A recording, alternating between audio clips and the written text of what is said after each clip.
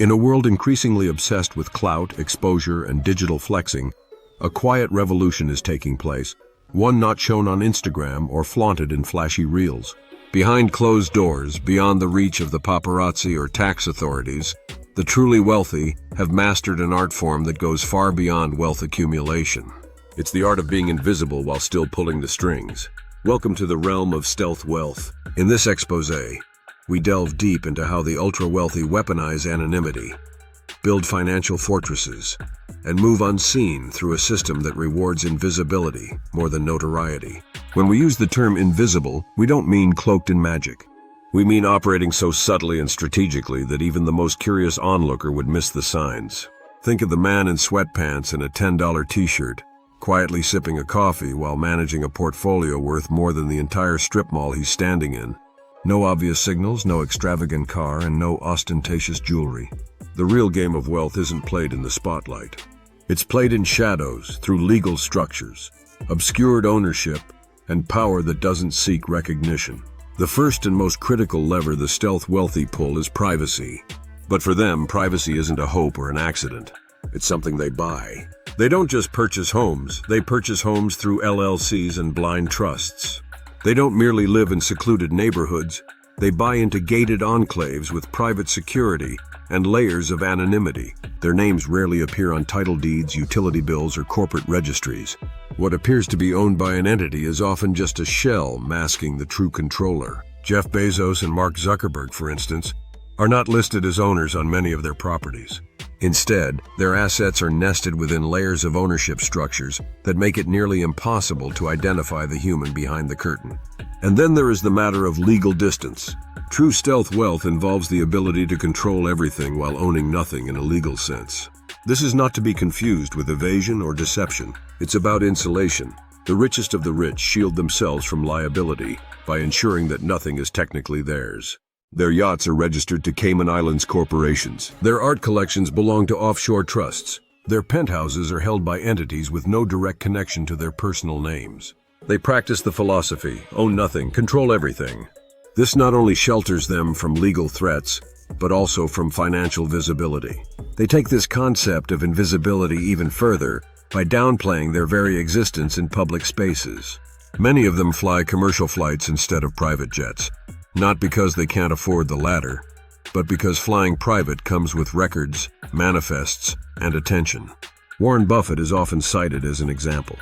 Despite being one of the world's wealthiest men, he drives a modest car and flies economy. His wealth isn't for display. It's a tool, and he uses it with surgical precision. That brings us to the nature of their assets. Unlike Instagram influencers who flaunt designer brands and shiny cars, the stealth wealthy accumulate assets that don't glisten on social media, but quietly generate revenue in perpetuity. We're talking about boring things like storage units, farmland, and multifamily rental properties. These don't earn likes or reposts, but they do compound wealth steadily, tax efficiently, and invisibly. Their wardrobe choices are similarly calculated. The wealthy often choose to look like average citizens, blending into crowds to avoid scrutiny and unwanted attention. They might dress in plain attire, wear the same style every day, and forego anything that signals affluence. This camouflage not only protects them from thieves and opportunists, but also from being treated differently in legal, social, or financial negotiations. Mark Zuckerberg's gray t-shirt and jeans routine is more than a branding quirk. It's an intentional veil of simplicity. Even the upbringing of their children follows the principle of stealth. Many ultra-wealthy families raise their kids to believe they are middle class. They enroll them in public schools, assign chores, require part-time jobs, and often shield them from the reality of their wealth. Some families go as far as creating silent trusts, in which the children don't even know they stand to inherit millions until they reach a certain age or accomplish predetermined milestones. This approach builds resilience, prevents entitlement, and ensures that wealth does not become a handicap. Wealth concealment doesn't stop at family dynamics. The rich utilize sophisticated legal wrappers to hide their money in plain sight. These include structures like S-corporations, limited liability companies, irrevocable trusts, and 1031 real estate exchanges. Such entities allow them to avoid or defer taxes legally, protect assets from litigation, and retain full control without having their names directly associated with the money. By funneling wealth through these channels, they stay off the radar of creditors, plaintiffs, and even governments. And when they do spend, they don't rely on flashy credit cards. Many utilize private banking services that offer unmarked, ultra-exclusive cards with no visible numbers or names. These instruments are not connected to conventional credit reporting systems, making purchases virtually untraceable. These cards offer access to elite concierge services, private flights, and high-value purchases, but leave no digital fingerprints for the casual observer. Borrowing is another stealth wealth tactic. The ultra-rich rarely liquidate assets to spend. Instead, they take out loans against their portfolios. Why? Because loans are not considered income, and therefore aren't taxed. It's a tactic known as buy, borrow, die. They buy appreciating assets, borrow against them to live, and then pass them on to heirs tax-free thanks to stepped-up basis laws. This allows them to spend millions while technically appearing to have earned very little. Public perception also plays into their game. Instead of showing off job titles like CEO or entrepreneur, they may downplay their roles as mere consultants or investors. This intentional misdirection prevents others from associating them with large sums of money. It avoids scrutiny, litigation, and the kind of attention that invites opportunism. The geographical footprint of the stealth rich is also intentional. They often hold multiple citizenships and residencies across low-tax or tax-free jurisdictions.